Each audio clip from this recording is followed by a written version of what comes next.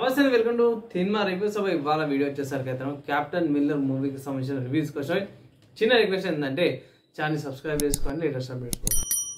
So first movie గురించి చూసుకుంటే కొన్ని మంచి యాక్టర్స్ అయితే ఉన్నారు. ఫర్ ఎగ్జాంపుల్ చూసుకుంటే ధనుష్ గారు ఉన్నారు, డాక్టర్ శివ ఉన్నారు, మన సందీప్ గారు ఉన్నారు, మన తెలుగు యాక్టర్ కూడా చాలామంది మంచి యాక్టర్స్తో పాటు అయితే మూవీ అయితే స్టార్ట్ అయింది. బాగుంది, కానీ స్టోరీ చూసుకుంటే సింపుల్గా ఏం లేదు.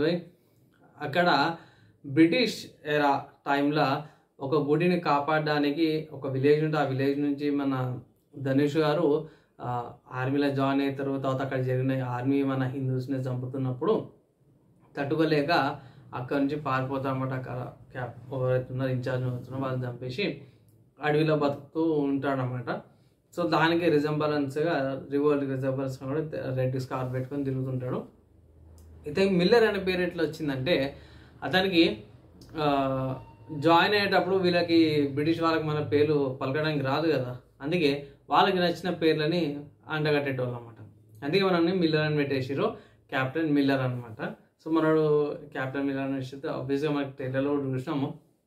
ఇక్కడ మెయిన్ పాయింట్ ఏంటంటే ఆ గుడిని ఎట్లా కాపాడిండు, ఏమేమైంది, ఆ సిచ్యువేషన్స్ ఏంది అనేది మూవీలో ఒక కాన్సెప్ట్ అనమాట. డాక్టర్ శివరాజ్ కుమార్ గారు చూసుకుంటే మాత్రం క్యామియో క్యారెక్టర్లో ఉంది. అన్నలాగా మంచిగా యాక్టింగ్ చేసిండు, అన్నలాగా చేసినప్పుడు కొన్ని డ్రోన్ షాట్స్ సూపర్గా అనిపించినాయి నాకు. ఫైట్ సీన్స్ ఉంటాయి కదా, అంటే బ్రిటిష్ వాళ్ళకి మన ఇండియన్ వాళ్ళకి ఫైట్స్ ఉంటాయి కదా, వాళ్ళ మధ్య ఫైట్స్ మొత్తం బాగున్నాయి. అండ్ నెక్స్ట్ వస్తే మా సందీప్ గారు ఉన్నారు కదా, సందీప్ గారిది పర్ఫార్మెన్స్ బాగా ఇచ్చారు, పర్లేదు, బాగా పర్ఫార్మెన్స్ అయితే ఇచ్చారు. నెక్స్ట్ చూసుకుంటే ఇంప్లిమెంటేషన్ అంతా కూడా చాలా బాగుంది. కానీ ఇక్కడ ఆక్వర్డ్నెస్ ఏంటంటే సింపుల్ చెప్పాలంటే దళితులు గుడిలోకి రానిలేరు, గుడి అది ఇదని ఇంటెన్షనల్గా గుడిని కాపాడుతూ ఒక దిక్కు ఇదే అన్నట్టు చూపించారు.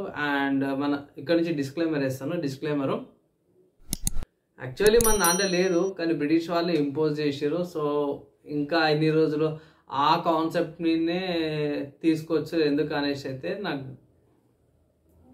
ఏమంటారు లాజిక్ సింక్ కాలే అనమాట. సో ఆ లాజిక్ అర్థం కాకపోవడం వల్లనే ఒక పాయింట్ అక్కడ ఎగిరిపోయింది. అండ్ ఇంకొంచెం సిచ్యువేషన్స్లో చూసుకుంటే ఎండింగ్లో ఒక మూవీకి ఆ పాయింట్ చాలా క్రిటికల్ అనమాట. సో దానిని మన హీరోకి లింక్ అవుతుంది.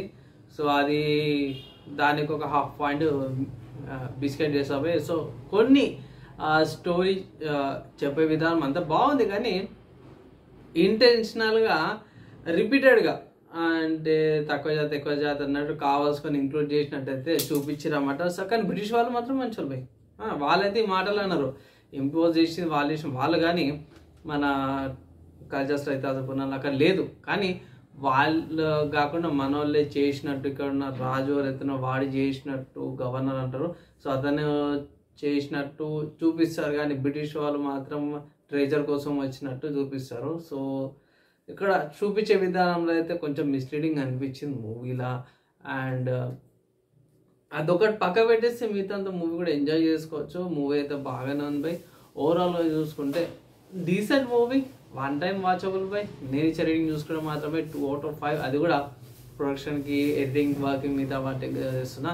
మిగతా అది నేను ఆల్రెడీ ఇంతకుముందు చెప్పిన కొన్ని కటింగ్స్ అయినాయి అన్నమాట. సో దానివల్ల అనమాట లాజిక్ లేకపోవడం వల్ల, కొన్ని ఇంటెన్షనల్గా ఇంక్లూడ్ చేయడం వల్ల కొన్ని కటింగ్స్ చేయాల్సి వచ్చింది. రేటింగ్ ఓవరాల్గా చూసుకుంటే పర్లేదు, అంతే, ఒకసారి చూసుకోవచ్చు, లేకపోతే లేదన్నట్టు మూవీ ఉంది. సో మా సంక్రాంతి రాకపోవడమే నయమైంది అన్నట్టు అనిపిస్తుంది నాకైతే. మీరేమనుకుంటారు, మీ ఒపీనియన్ కింద కామెంట్ చేయండి. ఈ వీడియో ఎక్కడ దాకా నెక్స్ట్ వెళ్ళాలి.